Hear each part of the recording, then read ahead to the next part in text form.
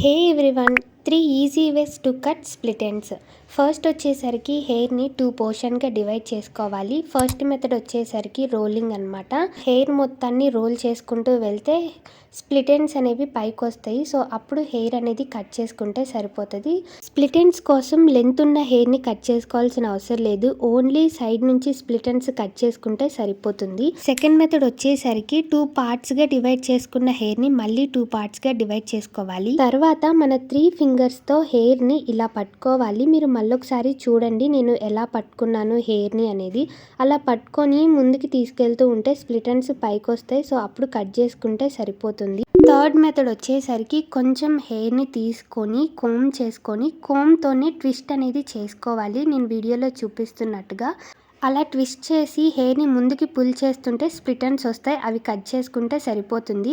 ఈ 3 మెథడ్స్ మీకు ఎలా అనిపించిందో కామెంట్ చేయండి.